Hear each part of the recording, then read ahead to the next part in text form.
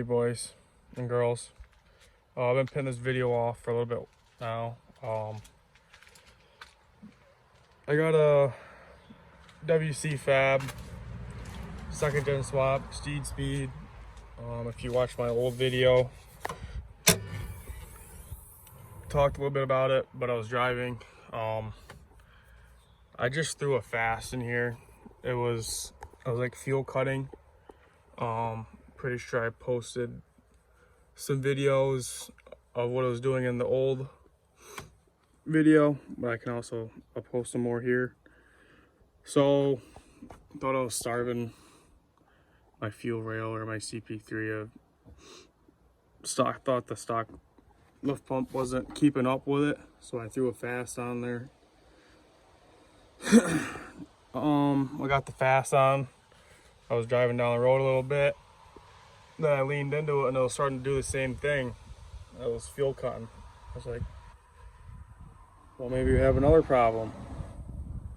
So about 2 weeks later, I just went on, and then I was talking to my buddy. He was asking about my setup, and we both have the same tuner.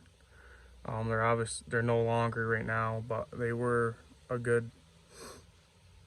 decent company to go to get your truck deleted, or yeah. Anyways, he was telling me about the parameters, which I knew about, and wasn't really sure how to mess with the parameters or do anything like that. But he finally told me when I was talking to him. I was like, oh shit. So my fueling parameters, there's 0 to 7, 0 being the cleanest, 7 being the most fuel. So they recommended 3. I said, screw it, I'm going to 7. It was an instant flash. I was driving down the road, I wanted fueling number 7, locked it in 4th gear and leaned into it, and it never fuel cutted. So did I even need my lift pump? I don't know. Honestly, I probably could have got away with it.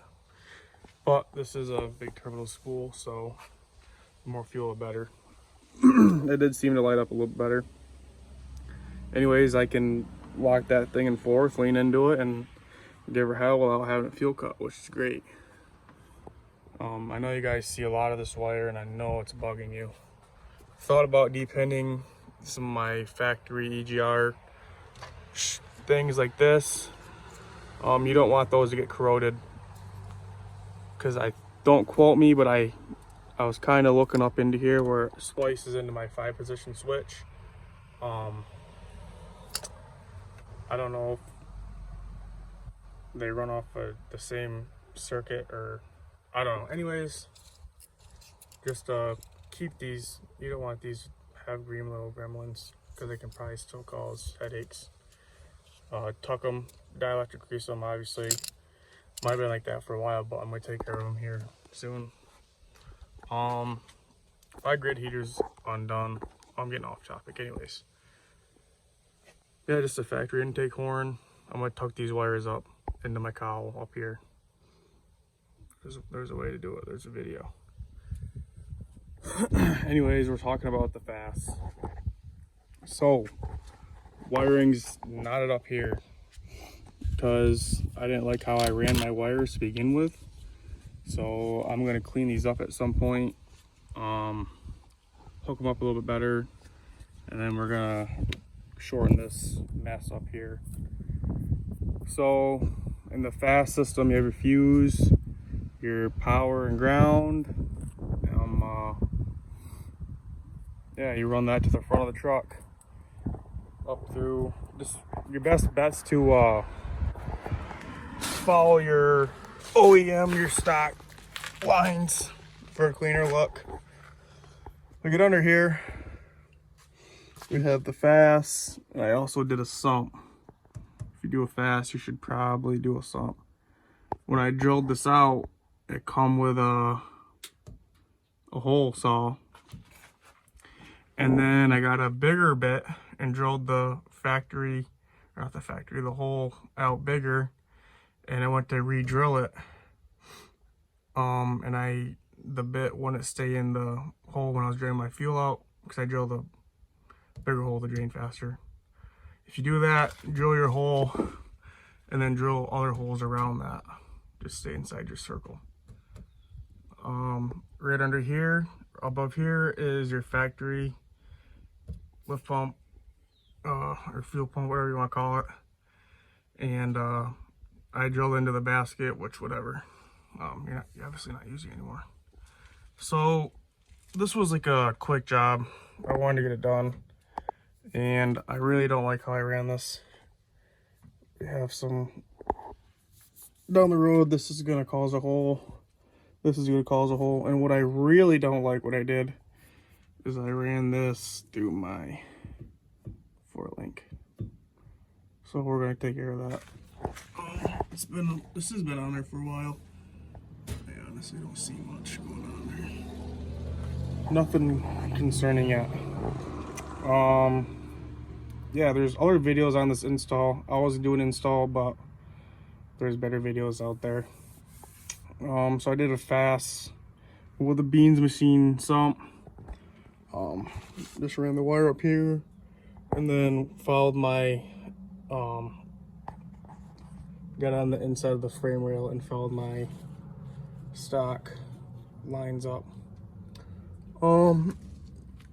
This is gonna, I gotta take care of some of this stuff still. I kind of want it to be a clean look. But anyways, there's that. You can, pretty sure it came with a spacer, because some guys like to let their Fass hang a little bit. You can see mine just a little bit, but you have to really look for it. So that's just a rundown on the Fass. There's good installation videos on YouTube. You just really gotta look. And I was one of the guys to watch installation videos a couple times just to see what other people did. So that's that. It's honestly not really loud like a lot of people said it was. Fleece makes the in tank, and then there's air dog. So when I bought this Fass, I was at a truck show in the Smoky Mountain Truck Fest in Tennessee. Got a good deal on my Fass. Wasn't sure what I was getting into. Did some research, and then bought a lift pump or a sump.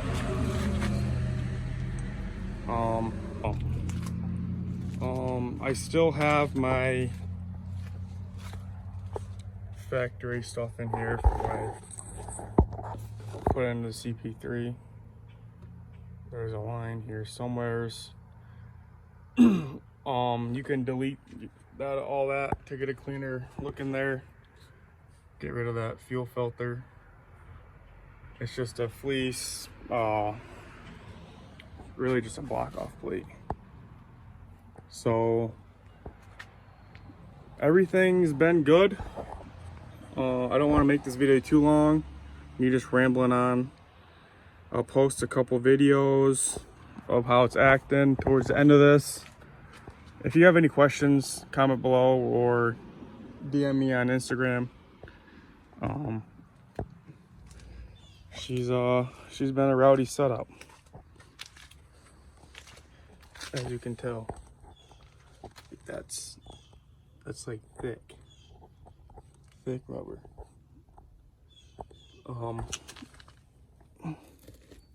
Yeah. Anyways, wires hanging. I hate that. Shut the hood because I don't think it'll start. Well, electric start with the hood open or any doors. Let you guys hear this fast. So about what, 3 feet from the truck.